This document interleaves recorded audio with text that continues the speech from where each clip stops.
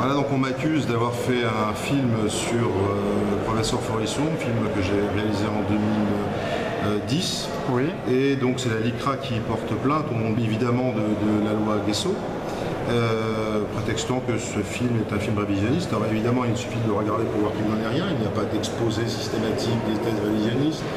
Et il n'y a que finalement une interrogation sur qui est le professeur Forisson, qui est l'homme. C'est d'ailleurs le titre du film, c'est pas un révisionniste ou un négationniste ou les chambres à gaz en existé, c'est un homme.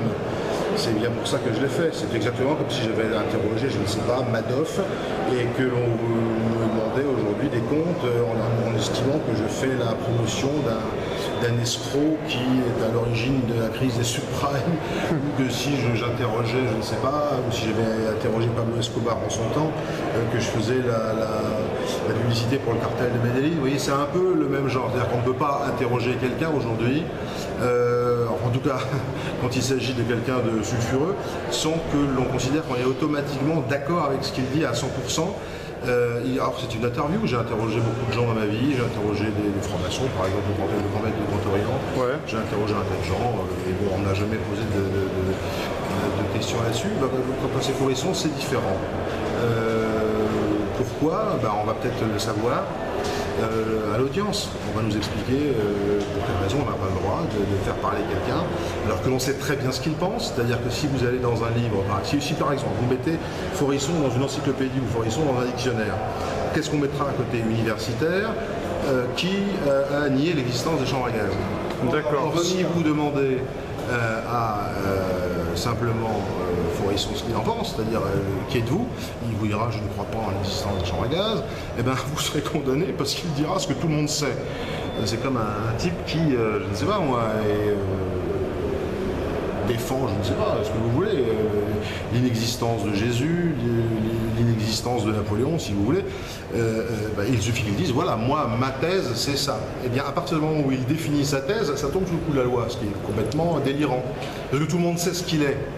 Ouais, il donne simplement la définition de ce qu'il est. Il n'a pas le droit de donner la définition de ce qu'il est. Moi, j'ai pas le droit de le mettre en boîte, ça ne veut rien dire. Tout le monde dit, Forisson dit, les chambres à gaz n'ont pas existé. Et si vous allez voir Forisson, que vous lui tendez le micro et que vous dites alors, qu'est-ce que vous pensez? Il vous dit les chambres à gaz n'ont pas existé, on vous attaque en procès.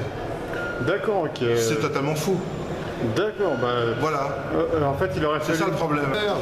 Et alors, en plus, moi, j'ai pas fait un reportage sur les chambres à gaz. Si j'avais voulu le faire, je l'aurais fait. Mais j'ai fait un reportage sur la vie de Forisson, une vie qui m'intéresse, la vie de quelqu'un qui a été persécuté, qui est courageux, qui est héroïque, ouais. Que je connais depuis 1994. 1994. Voilà, donc j'ai fait une enquête sur lui, il faut bien voir que j'ai fait une enquête poussée, je lui ai demandé des comptes, donc j'ai évidemment pas revérifié tout ce qu'il a dit, parce que ça sera un travail incroyable à faire, enfin formidable, et je ne peux pas le faire, parce que j'ai moi-même mes propres livres, mes propres activités. La Seconde Guerre mondiale n'est pas mon centre d'activité favori, j'ai plein de choses qui m'intéressent, mais quand je lui ai posé des questions très précises, il m'a toujours répondu de manière aimable, décontractée. Je ne l'ai jamais pris en flagrant délit de me mentir. Et c'est pour ça que j'ai décidé de faire ce film. Je faisais partie d'une association que j'avais fondée qui s'appelle le Cercle Zététique, dont j'étais le président. Oui. Et on faisait des expériences avec des voyants, avec des magnétiseurs, dans le monde du paranormal.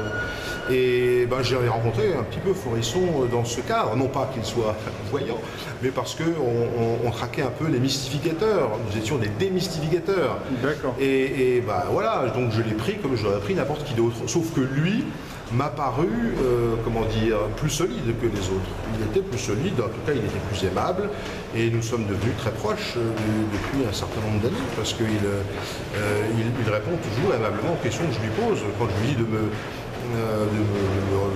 par exemple, de me donner une source, il la donne immédiatement. D'accord. Voilà.